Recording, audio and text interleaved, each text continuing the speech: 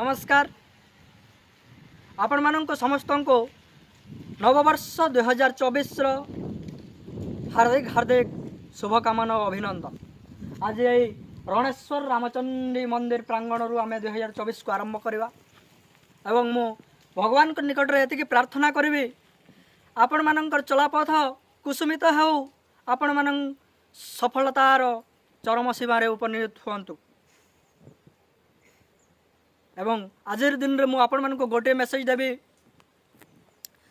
समयर सद्व्यवहार 2024 live year बा अधिवर्ष 366 दिन ए 366 दिन गोटे गोटे सेकेंड गोटे गोटे मिनिट रो आमे जदि हिसाब रखमा एवं सद्व्यवहार करमा एंता गोटे दिन है 2026 आमर बहुत परिवर्तन हो आम सफलतार शिखर रे जाकर पहुँची जाइए।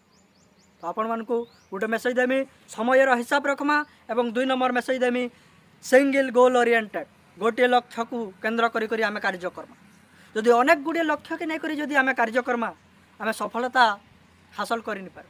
उदाहरण स्वरूप अनेक गुड़े कपत अच्छन आउ आमे कपत मान ऊपर झंप प्रदान कला गोटे कपत धरबार लगे धरि नि पार किंतु कपत माने अच्छन गोटे कपत के धरबार लगे जदि आमे लंफ प्रदान करमा कपत के धरी पकाम।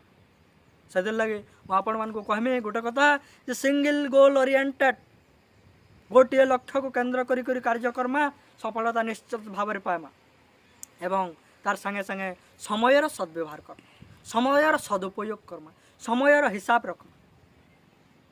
तो आज 2024 प्रथम दिन भगवान माने पाद तलू आम आरंभ करवा एवं आपण मान को 2टा मेसेज देछे आज जे समयर सद्व्यवहार करमा एवं समयर हिसाब रखमा एवं सिंगल गोल ओरिएंटेड बा गोटे लक्ष्य को लेकर कार्य करमा।